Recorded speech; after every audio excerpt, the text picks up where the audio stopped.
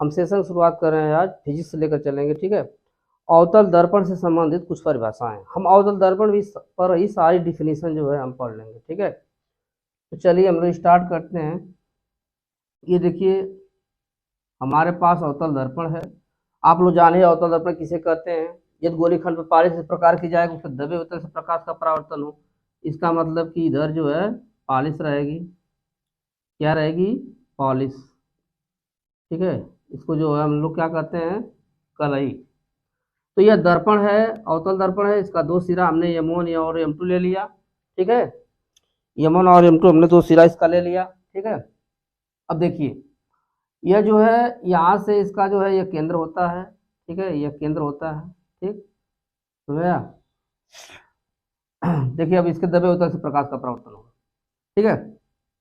यह जो है इसका मुख्य अक्ष है, क्या है, मुख्य अक्ष, इसको मुख्य अक्ष बोला जाता है, ठीक है। यह जो है P होता है मध्य बिंदु, इसको ध्रुव बोला जाता है, यह वक्रता केंद्र है, ठीक है, समझ में आया ना। तो हम जो है डिफिनीशन चलेंगे इसमें, सबसे पहले जो है ध्रुव की लेकर चलते हैं, ठीक है।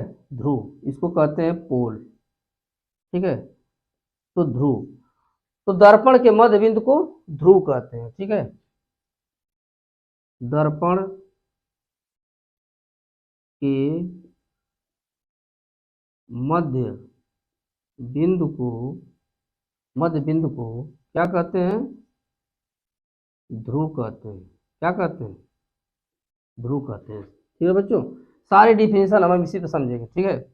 और ध्रुव को P से व्यक्त करते हैं, व्यक्त करते हैं। सबको समझ में आ गया ध्रुव की डिफिनेशन, दर्पण के मध्य बिंदु को ध्रुव कहते हैं। अब हम लोग चलते हैं वक्रता केंद्र, अभी बहुत चित्र इसमें बनाना है, ठीक है। दूसरी डिफिनेशन हम लोग चलते हैं वक्रता केंद्र, वक्रता केंद्र, ठीक है, कर्वेचर सेंटर, ठीक है। वक्रता केंद्र की डिफिनेशन लेकर चलते हैं।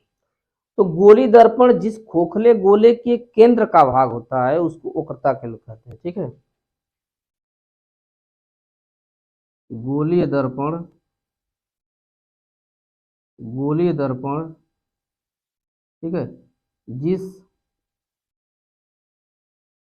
खोखले, जिस खोखले गोले की त्रिज्या का, अरे खोखले गोले के केंद्र का ना, खोखले गोले के केंद्र का एक भाग होता है उसे वक्रता केंद्र कहते हैं, केंद्र कहते हैं। इसे C से व्यक्त करते हैं, C से व्यक्त करते हैं। समझ आ गया बच्चों। दर्पण के मध्य बिंदु को ध्रुव कहते हैं, और गोली दर्पण जिस खोखले गोले के केंद्र का भाग होता है उसको वक्रता केंद्र कहते हैं। कोई भी गोल भी चीज होती है उसको हम पटकते हैं, फुटती है, तो वो बीज केंद्र में से ही फटती है, ठीक, ठीक बच्चों। तो ये हो गया हमारा वक्रता केंद्र। अब हम लोग चलते हैं मुख्य अक्ष, एक एक डिफिनेशन चलेंगे, ठीक है। जैसे ध्रुव और वक्रता केंद्र हमने जान लिया, अब मुख्य अक्ष की डिफिनेशन इस पर आएगी, ठीक है। अब मुख्य अक्ष किसे कहते हैं, ठीक है। तो तीसरा है हमारा मुख्य अक्ष, मैंने ध्रुव और वक्रता केंद्र से होकर जाने वाली, चाहे ध्रुव और वक्रता केंद्र को मिलाने वाली, ठीक है। तो हम यहाँ लिखेंगे ध्रुव और वक्रता केंद्र को मिलाने वाली रेखा को क्या कहते हैं बच्चों, मुख्य अक्ष कहते, ठीक है। तो तीन डिफिनेशन आप लोग को आ गई ना।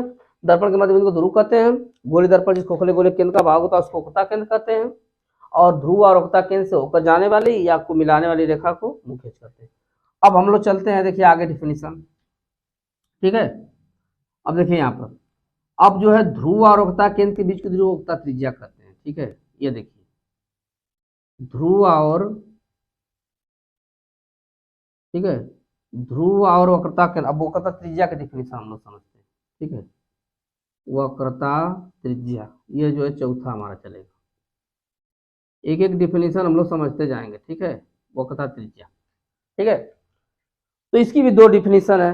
ध्रुव और वक्रता केंद्र के बीच की दूरी को वक्रता त्रिज्या कहते हैं, और दूसरी डिफिनेशन है गोली दर्पण जिस खोखले गोले की त्रिज्या का भाग होता है उसको वक्रता त्रिज्या कहते हैं। तो इसकी दो डिफिनेशन है। गोलीय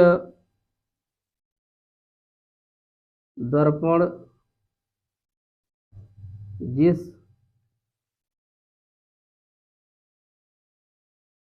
खोखले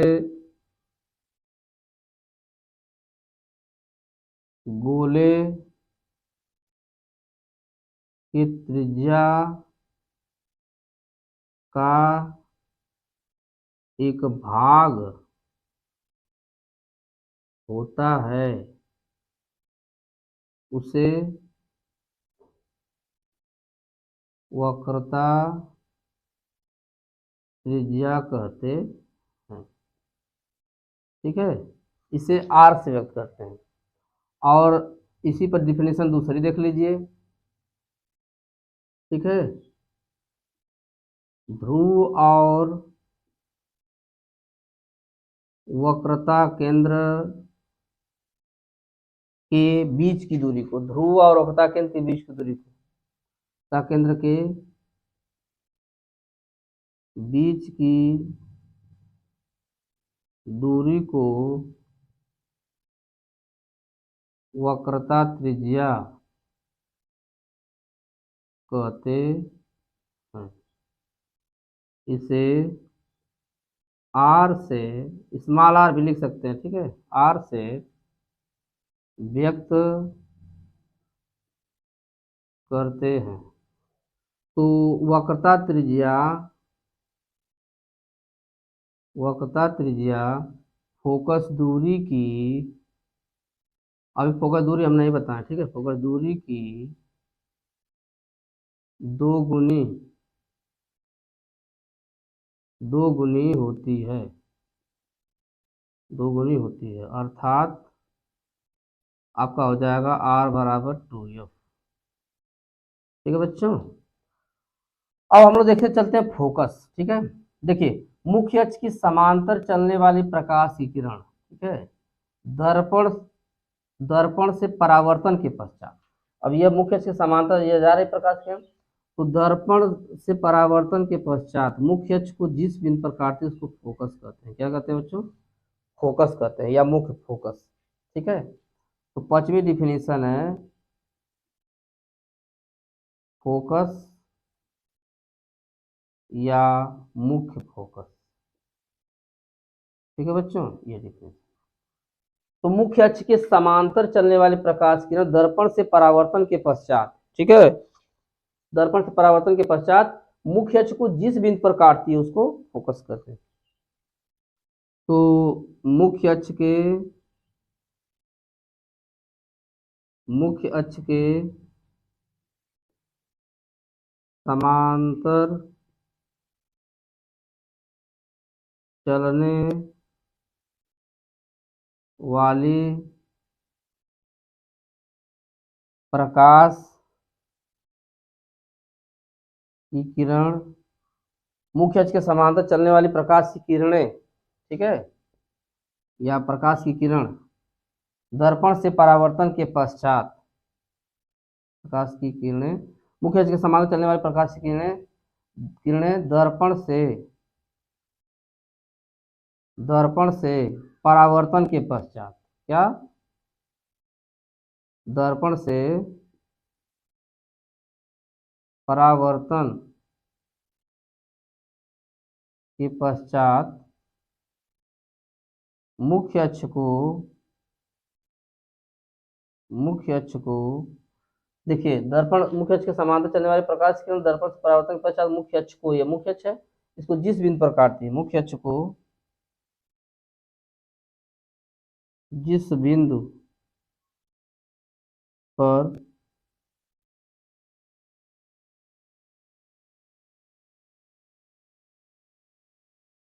जिस बिंदु पर काटती है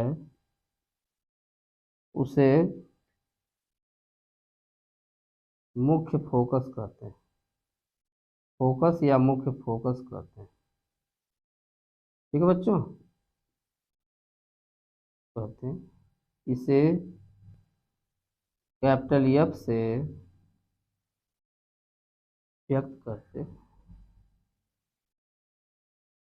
ठीक है बच्चों, तो चल अब देखिए बच्चों, चलते हैं जो है फोकस दूरी, छठवां। फोकस दूरी किसे कहते हैं? ठीक है बच्चों, देखिए ध्रुव और फोकस के बीच की दूरी को फोकस दूरी कहते हैं। देखिए इसी पर हम चित्र बनाते सब जा रहे हैं। ठीक है, देखिए ठीक है, तो ध्रुव और मुख्य फोकस या फोकस कह सकते हैं। ध्रुव और मुख्य फोकस के बीच की दूरी को फोकस दूरी कहते हैं। क्या कहते हैं बच्चों? फोकस दूरी कहते हैं। ठीक है, इसे स्मॉल एफ से व्यक्त करते। ठीक है, स्मॉल एफ से व्यक्त करते हैं। अब देखिए यहाँ पर फोकस दूरी, अब यहाँ पर जो हम ये फिगर बनाए हैं, ठीक है, इस फिगर को हम थोड़ा इधर कर ले रहे हैं।